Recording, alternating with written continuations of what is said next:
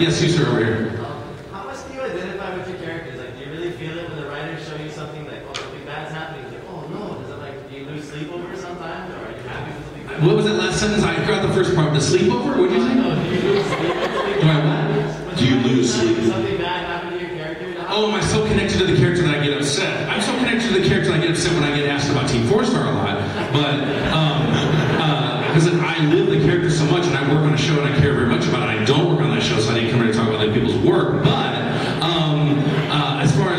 as far as being connected to the character, I'm so invested in the character that I oftentimes forget I play the character. So I don't feel emotionally connected to the character in a way that I get upset when Goku's upset, or I'm, oh no, Goku can't train. I don't worry about it that way, but I have enormously strong feelings about how people, respond to my work, and how, and sometimes I'm walking down the street, someone will recognize me, and they'll say that, and I'm like, what are you talking about? And then I'll remember that I'm Goku again, because I live with the character so much.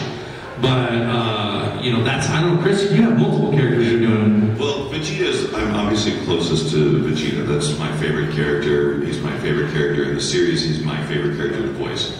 And I will say that, while I had a strong connection with him, working on that series is so difficult and it's so strenuous, and we were working on it so quickly that I can't honestly say that we had a lot of time to sit around and enjoy it. There were moments when awesome things would happen to your character and you're like, wow, that's cool. But it wasn't until the last few years where we finally had new material and we got to watch, Battle of Gods and Resurrection F for the first time.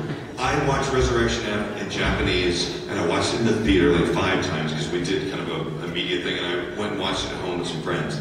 And every time Vegeta does this awesome stuff in Resurrection F, I would get super emotional about it. It didn't matter every time he did it, because I feel like it's these characters. The series was, while it was important. Well, what about when you're not watching? I thought he was asking when I'm watching, because when I'm watching it, I connect with it, definitely. But I think he was talking about when the writers tell you something that's going to happen. Oh, okay.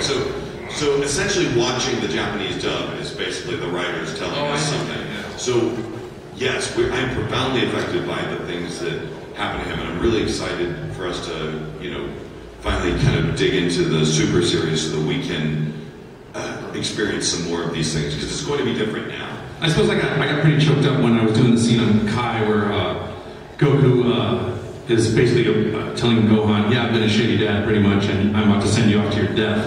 Yeah. And he's really trying to muster up the emotions to talk about how he's, wasn't been around and he's sorry, and he's like, but Goku does, the problem I have is Chris gets to experience a wider range of emotions. Goku doesn't usually have those moments. It's usually happy, angry, or hungry.